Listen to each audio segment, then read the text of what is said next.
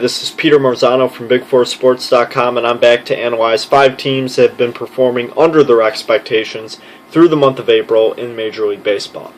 Now, as I just went through 5 teams that have been outperforming their expectations, you obviously have to have the sleepers for the month of April, teams that really aren't doing that well as compared to what we expected them to do. Now, the first team that comes to my mind when I think about this has to be the Toronto Blue Jays.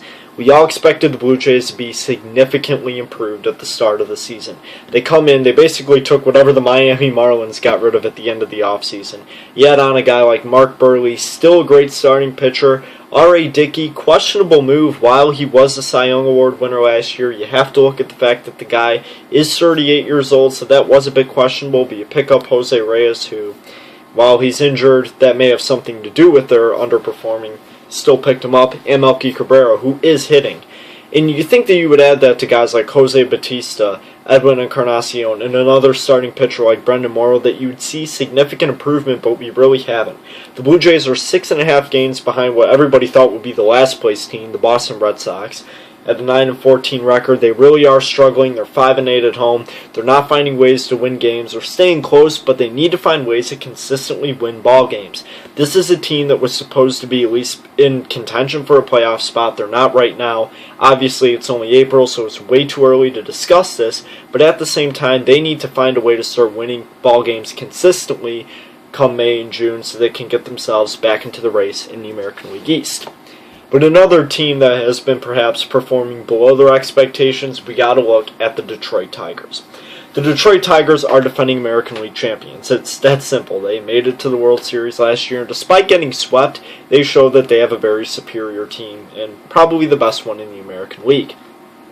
But what we have to look at the Tigers is, first of all, you have the defending AL MVP, a guy that won the Triple Crown the first time since Carl Yastrzemski. So that's outstanding in itself, and he's hitting. Miguel Cabrera is doing very well. Prince Fielder still really trying to fit in, but he's still playing some great ball.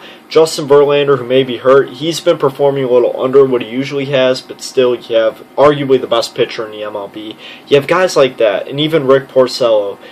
They need to find ways to start winning games more consistently. Right now, they're 10-10. They're only a game and a half behind Kansas City. So it's not necessarily a tragedy in Detroit right now. They're not panicking like, let's say, the Toronto Blue Jays might be. But Detroit needs to find a strong, consistent way to really start winning games, really start to find a way to utilize their starting pitching and go outside of the realms of Justin Verlander. If he is hurt for a long period of time, they're going to need to find ways to really not only improve their hitting, but get their starting pitching back up to par, or else the Detroit Tigers are going to fall to a team like the Kansas City Royals, who are finding ways to win ball games. When you got guys like Alex Gordon, Billy Butler, and then their pitching is much improved. So if the Royals, who look very young and upcoming, if they're going to find a way to win the AL Central, that is going to hurt the Detroit Tigers, because the wild card spot is probably not going to be in the AL Central. So the Tigers need to find a way to get it together before it is too late to come back. And the next team you really have to look at for the second straight year, the Los Angeles Angels of Anaheim, need to find a way to be a consistent ball club. You see the flashes of excellence in this team. You obviously have the guy, defending Rookie of the Year, Mike Trout. He's playing outstanding. There's no other way to go around it, but he is only batting .279. So you really want to see him utilize more of that power per se, because if he were able to do that, he'd be boosting the Angels' offense a bit more. You're starting to get more performance out of Albert Pujols, but the big glaring omission here is a guy that you signed in the offseason and was supposed to make this team absolutely unstoppable, which is Josh Hamilton. He's getting $125 million over 5 years. If he cannot perform at this level, and if he cannot bring the Angels back up to contention in the AL West to where Texas and Oakland are, then they're going to struggle and find themselves with a great team missing the playoffs for the second year in a row. That cannot happen in Anaheim. So that's a big problem that the Angels are facing. They're not as far behind as they were last year, but they need to find a way to win games, and they need to find a way to make themselves consistent, because they're still struggling on the mound. So if their starting pitching can turn it on and get on some streaks, the Angels will be unstoppable, but that hasn't happened yet.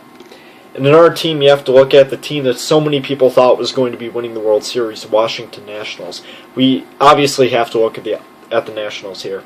Nationals seem to have the complete package. In pitching, you have Steven Strasburg, you have Gio Gonzalez, two outstanding pitchers. That 1-2 punch is very hard to knock down. Probably the best rotation in baseball. Then you add on guys like Zimmerman, who can also play really well. Hitting, you have a guy that many predict will win the NL MVP, Bryce Harper. Young, upcoming, obviously always compared to Mike Trout, but he has that skill. He's fast, he's powerful, he's very athletic, type of guys that you want on your team.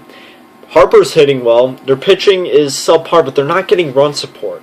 You know, Jason Worth, who's been playing some good ball this year, that's nice to see, but the Nationals need a lot more support from their entire lineup, because if they cannot find consistent run support 1 through 9, then they're going to have troubles, because outside of that 1-2 punch, you are still struggling with starting pitching, and the Nationals need to find a way, with 4.5 games behind the Atlanta Braves right now, they need to find a way to get back in the race before you're in the summer and all of a sudden you're at the All-Star break and you're still behind. While that may be a bit of an exaggeration, you have to look at everything very rationally at this point, because if you fall behind in April too far early, it may be hard to mentally get yourself back in it. So that's why the Washington Nationals really do need to find a way to get consistent support from their entire lineup outside of guys like Bryce Harper, Ryan Zimmerman, and Jason Worth. Now the last team you got to look at as far as who's struggling, the Los Angeles Dodgers. Red Sox basically gave them a giant salary dump in the middle of last year, which really has helped them fundamentally, but at the same time, they need to find ways with this stacked roster to just win. Now, it's hard to win when you have one of the best pitchers in the MLB out. Zach Greinke, he's injured, that hurts them. But at the same time, you have arguably the best pitcher in the MLB and probably the best pitcher in the National League, Clayton Kershaw. He's your starting pitcher, he's your ace, that's great. Chad Billingsley, who also looks injured right now, you see their starting rotation starts to get a little worse as time goes on. But you have to look at their hitting. Their hitting should be unstoppable. Not to mention, you got guys like Adrian Gonzalez, Carl Crawford, Andre Ethier, Matt Kemp, guys that can be MVP caliber players. But Matt Kemp really hasn't been hitting that well. Gonzalez has been playing outstanding. Same out of Crawford. Crawford's showing some of his old form from Tampa Bay. I love to see that if you were a Dodgers fan, but at the same time, you need to get a guy like Matt Kemp to show his speed, to show his power, because that's what he had. 39 homers, 40 stolen bases in 2011. He looked like an MVP that year. He's got to be an MVP for the Dodgers to get themselves back up on their feet and be able to get back in the race in the NL West. They're only 3.5 games behind, but they're losing to the Padres earlier. They need to find a way to just beat their division rivals and be a stronger team, the strong team that they really look like. So, if you get a guy like Clayton Kershaw starts to play well again, you get Josh Beckett, who has been pitching well but just not winning games. If their starting pitching and run support seems to turn it on a little bit more, the Dodgers will be a force to be reckoned with and are still my favorite to win that division. But they need to find a way to be a little more consistent with what they're doing and find a way to get support all across the lineup and all throughout their starting rotation. So those are 5 teams that have been struggling so far. This has been Peter Marzano with BigForSports.com, and we'll see you next time.